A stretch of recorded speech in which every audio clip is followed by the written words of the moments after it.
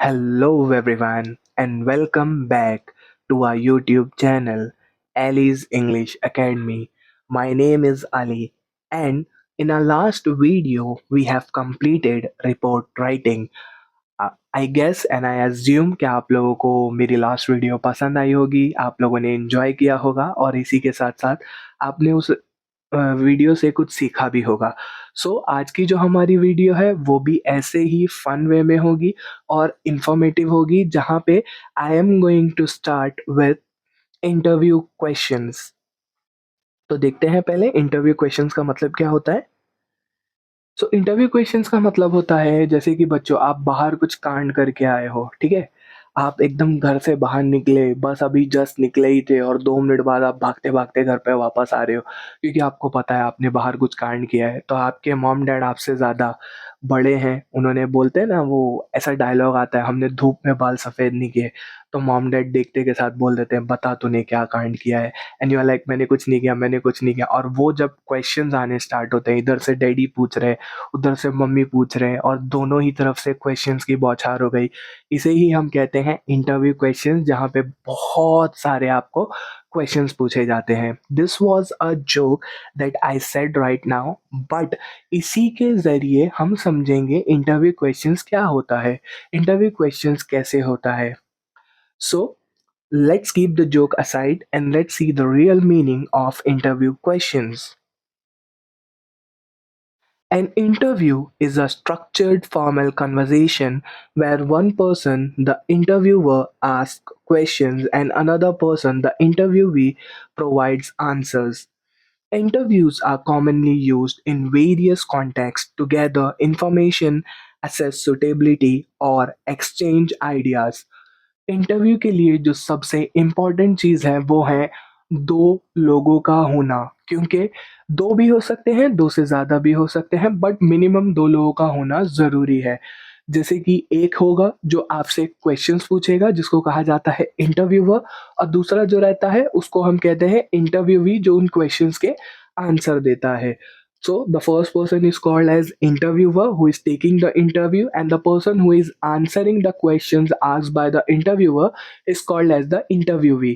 Question पूछने वाला interviewer, questions के जवाब देने वाला इंटरव्यूवी। आई assume that you are understanding. Let's move ahead. How many types of interviews are there? There are many types of interviews. For example, the first one is job interview. Basically you might be knowing about the job interview, जहाँ पे एक committee बैठी होती है सामने, वहाँ पे आप जाते हो, आप अपना रेज्यूम देते हो, और वो उसी फील्ड के बारे में, for example if you have gone for an medical job, they are going to ask you questions related on the medical field only. अभी I am a professor, if I am going for an interview, मुझसे जो questions पूछे जाएंगे वो teaching line के ही पूछे जाएँगे, ऐसा नहीं होगा मुझे मेडिकल फील्ड के पूछेंगे। They are going to ask me questions about teaching. The next type of interview is celebrities interview. Celebrities interview क्या होता है? जहाँ पे 2 सेलेब्स होते हैं, या तो एक न्यूज़ रिपोर्टर होता है और एक सेलिब्रिटी होता है, और सेलिब्रिटी से क्वेश्चन एंड आंसर्स होते हैं। और भी बहुत तरह के इंटरव्यू होते हैं, जैसे कि आपके फंक्शंस के इंटरव्यू, जैसे अभी कोई बड़ा ग्रैंड फंक्शन हुआ है कहीं पे, या कहीं पे कोई चोरी हुई है, या कहीं पे कोई एक्सीडेंट हुआ है, तो वहाँ पे आप जाते हो, आप लोगों से क्वेश्चंस पूछते हो, आप हमें बताइए ऐसा क्या, यहाँ पे क्या हुआ, कैसे हुआ? ये सारी चीज़ें, तो इनको हम कहते हैं interview questions. Now the most important part in interview question is the table. अब आप पूछोगे टेबल ये क्या है? This is a table which you all can use as the pointers. यहाँ पे आप देख सकते हो, फर्स्ट पॉइंट है name of the interviewee. Name of, देखो कंफ्यूज मत होना बच्चों, इंटरव्यूअर इंटरव्यू लेने वाला, इंटरव्यूवी जो उन क्वेश्चंस के आंसर देता है। I assume that you are clear now. So first point is name of the interviewee, name of the interviewee. आपके क्वेश्चन में जो भी दिया रहेगा, कौन आ रहा है इंटरव्यू क्वेश्चंस के जवाब देने के लिए, फर्स्ट लाइन में हम वो लिखेंगे। सेकंड आता है फील्ड एंड स्पेशलाइजेशन। वो किस फील्ड के हैं और उन्होंने किस चीज़ में स्पेशलाइजेशन किया है, आपको ये दोनों लिखना है। फॉर एग्ज़ाम्पल अगर मेरा इंटरव्यू है so it is going to be English and professor. I am working as a professor and I am specialized in English, तो ये दोनों चीज़ें आएँगी। थर्ड है date, time and venue. Please remember this, date, time और venue ध्यान से लिखना, सोच समझ के लिखना। अगर क्वेश्चन में दिया हुआ है तो आप लोग सेम एज़ इट इज़ लिख देना वो, ठीक है? Next is duration. ड्यूरेशन हमेशा 30 मिनट्स की होगी क्योंकि इंटरव्यू क्वेश्चंस आप लोग बोलोगे अरे सर 10 क्वेश्चन 30 मिनट में कैसे होंगे? देखो, हम रियल लाइफ़ में भी जब कन्वर्सेशन करते हैं, एक क्वेश्चन आता है, दूसरा क्वेश्चन आता है, तीसरा क्वेश्चन आता है, तो वो क्वेश्चंस बढ़ते रहते हैं। ऐसा नहीं कि एक क्वेश्चन से आप डायरेक्ट दूसरे क्वेश्चन पे जंप कर देते हो। सामने वाला कुछ जवाब देता है, फिर आप उसके काउंटर में कुछ और क्वेश्चन करते हो, तो वो चीज़ बढ़ते रहती है। तो इतना समझ में आ गया? नेक्स्ट है the most important part, marking scheme. आखिर आपको कितने मार्क्स किस चीज़ पे मिलते हैं? The first thing is appropriate questions. देखो, मैंने बहुत बार बच्चों को देखा है, जब भी हम लोग ये इंटरव्यू क्वेश्चंस के आंसर करेक्ट करते हैं, बच्चे बहुत ऐसे क्वेश्चंस लिख देते हैं जो समझ में ही नहीं आता है क्यों लिखे हैं। What is your age? Why you are asking age? Question में जो दिया है आपको उसी के हिसाब से लिखना है। या तो आप उसमें कुछ और ऐड कर सकते हो, आप डायरेक्ट ये मत पूछो what is your as. You can ask this question that when you have started working what was your age? तो इस तरह के क्वेश्चंस थोड़े अच्छे भी लगते हैं। तो रिमेंबर, एप्रोप्रिएट क्वेश्चंस होने चाहिए आपके क्वेश्चन से related. Second thing is language and style. My dear students, please remember this, आप कभी भी अगर WH क्वेश्चन फ्रेम कर रहे हो, व्हाट, व्हेन, वेयर, हाउ, तो एंड में क्वेश्चन मार्क डालना नहीं भूलना। How are you? Question mark. Why are you in this field? Question mark. Please remember this. बहुत बार यही होता है, बच्चे क्वेश्चन मार्क नहीं डालते हैं and for that reason they get a zero in interview questions. So remember this thing. Third is overall. Overall आपने कितने अच्छे तरीके से लिखा है, नंबरिंग कितने अच्छे से की है, प्रॉपर नंबरिंग की है या नहीं की है, और अगर आपने क्वेश्चंस फ्रेम किए हैं तो क्वेश्चंस प्रॉपरली फ्रेम हुए हैं या नहीं, कोई ग्रामेटिकल एरर तो नहीं है, फुल स्टॉप या क्वेश्चन मार्क तो छोड़ा नहीं है, कॉमा आना चाहिए तो कॉमा डाला है या नहीं। ये सारी चीज़ों के आपको 4 मार्क्स मिलते हैं, remember, okay?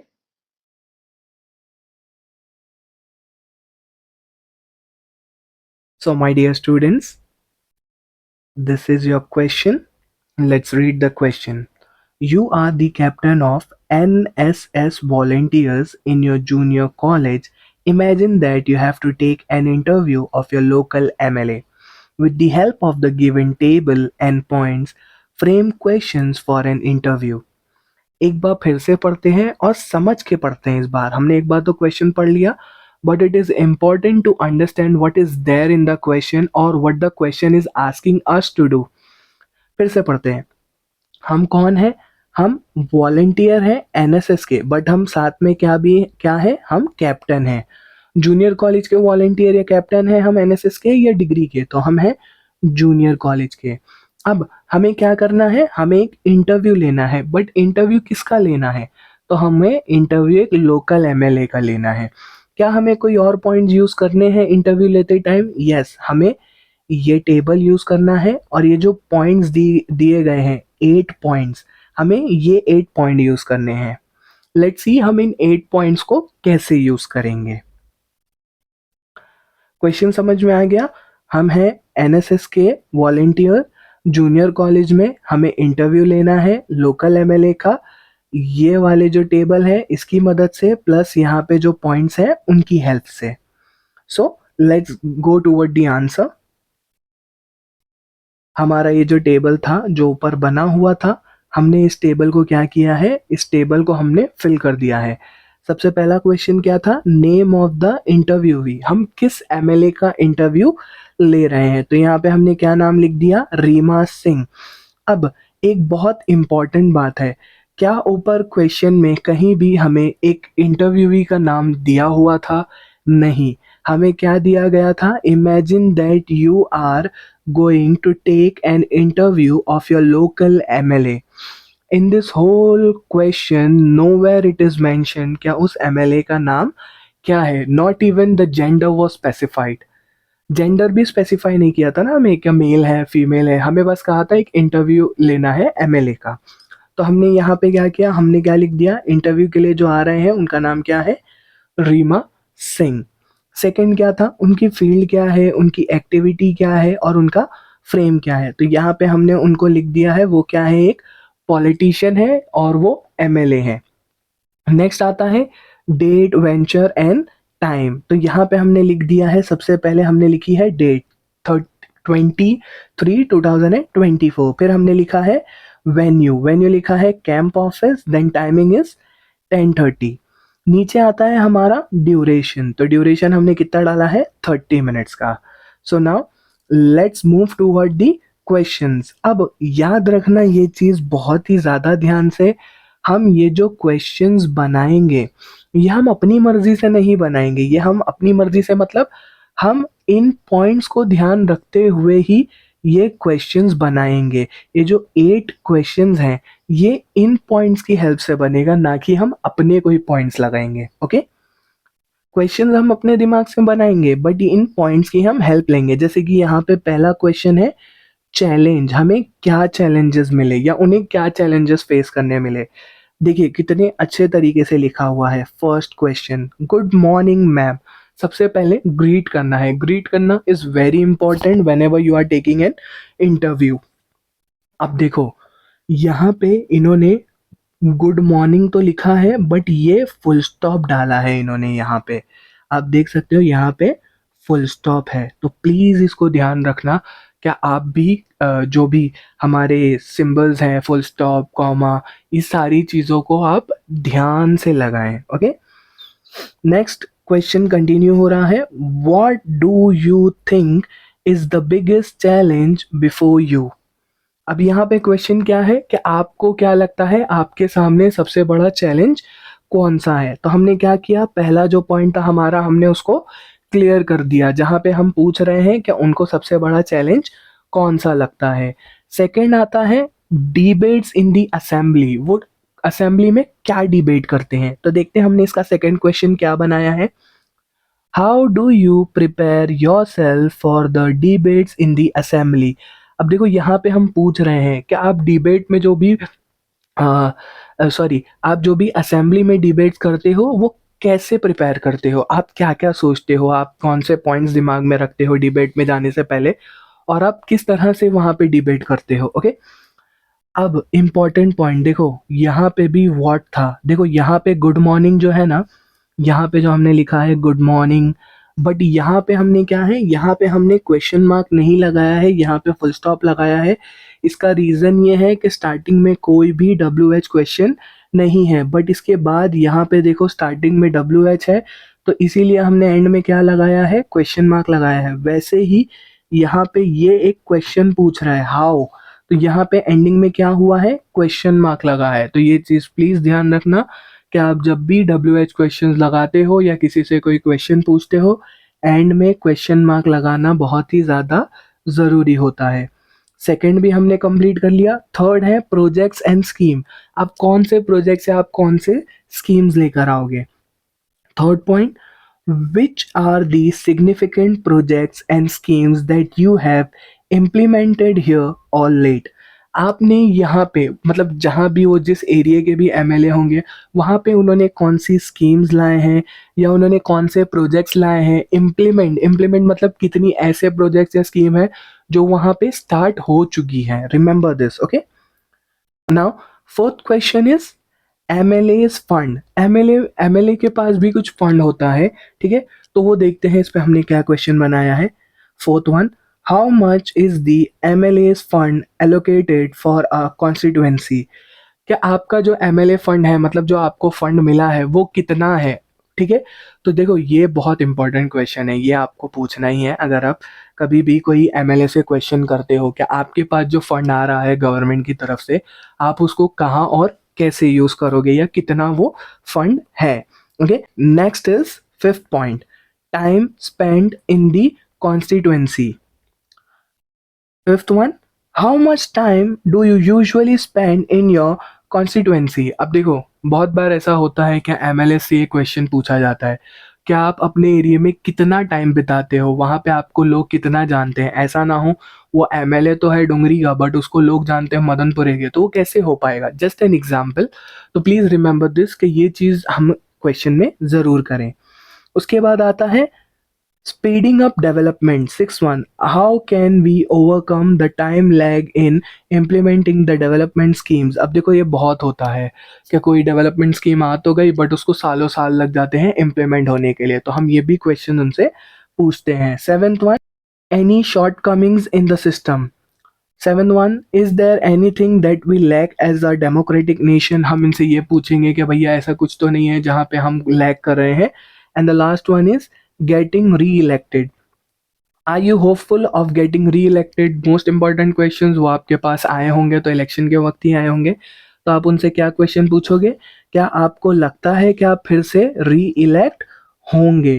And after asking all these 8 questions, you have to thank her, you have to thank her and saying that for sparing time for this interview, this is the most important part जहाँ आप अपने इंटरव्यूवी का thanks कहते हैं, because ये एक MLA है और आपके लिए उन्होंने अपना टाइम निकाला है और आपके पास आए हैं, सो इसीलिए you are going to say thank you and you are going to thank for sparing time for this interview. This is how you write an interview and this is what interview questions are. I hope आप लोगों को समझ में आया होगा। अगर कुछ भी ऐसा है जो आप लोगों को समझ नहीं आया है या आप लोग बहुत ही ज़्यादा कंफ्यूज हो या अभी भी नहीं समझ में आया है, सो फॉर दैट रीज़न मैं और भी कुछ ऐसे क्वेश्चंस हैं जो मैं इस वीडियो के एंड में आपको डाल कर दे दूंगा, ताकि आपको वो सारे क्वेश्चंस देख लें आप लोग और आपको समझ में आ जाए। Okay, thank you so much. और हाँ, प्लीज़ चैनल को सब्सक्राइब कर दो, लाइक कर दो, कमेंट करना और प्लीज़ अपने जितने भी फ्रेंड्स हैं उनको वीडियो भेज देना। Thank you so much my dear students. Hope हम नेक्स्ट वीडियो में फिर मिलेंगे। Thank you.